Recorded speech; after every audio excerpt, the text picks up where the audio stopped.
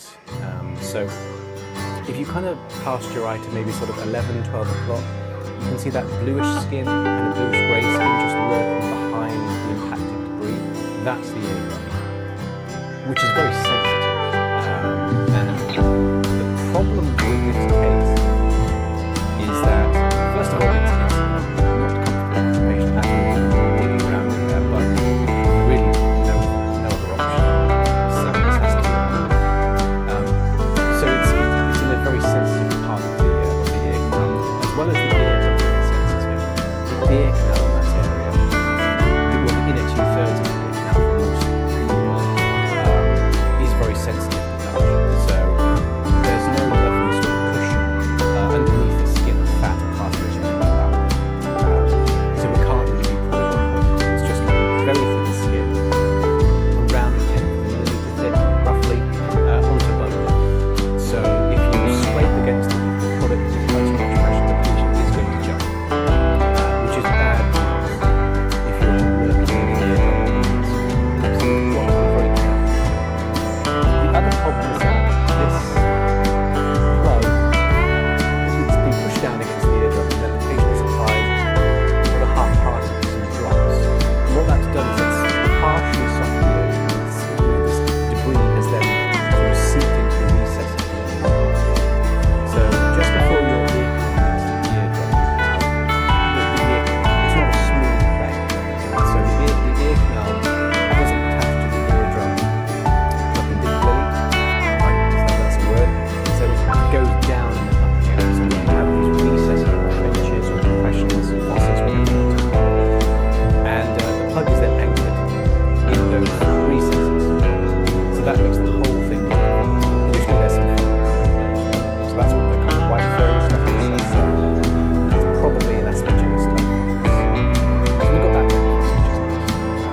So what I'm doing here, as opposed to going down there and put curette or forceps, what I'm having to do is, first of all, loosen up this debris so that I can get it away from the eardrum, which it's currently pressing on, which is uncomfortable for the patient. So the liquid that I've applied is sodium bicarb, and what that's done is it's kind of loosened everything. It's given me a little bit of purchase. It's given me the plug a bit of a moist surface so I can go in there. This is not a large suction like a cracked up machine mouse. I can go in there, move it away from the drum, and it's kind of tilted forward now. I didn't actually intend to do that, but it's quite a big thing for me. So now I'm going to back to my lip, and now I can go with one of that forceps. So in the perfect sort of world scenario, you should be able to get reaction without massive amounts of trauma, and that's what we're seeing. So there's no bleeding, there's no hematoma, which is losing or bleeding under the skin.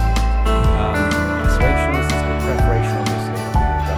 It just looks a little bit red, a little bit rosy, the skin of the ear canal.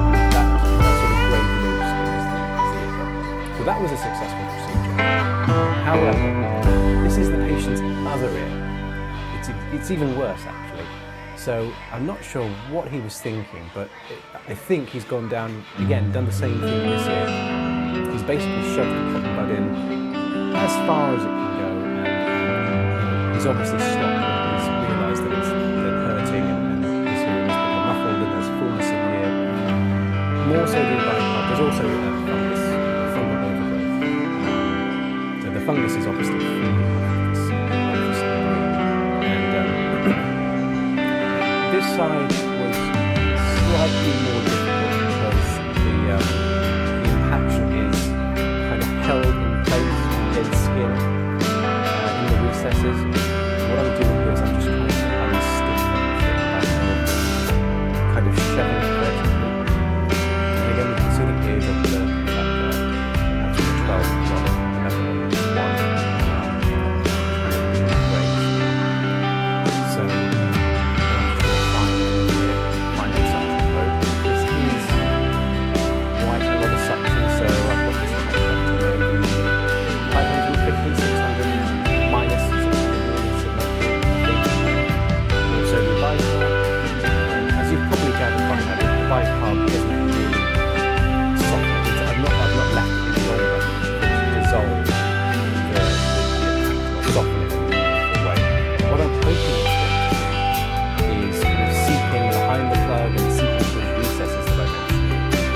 just give a little bit of action just to kind of unstick the plug and help it kind of bring it out.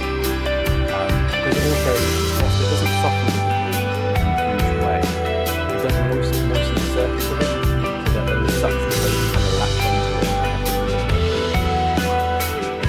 So now I've got the regular suction probe here, and normally you would never dream of going this close to the eardrum with a full-size regular suction probe because it is definitely loud.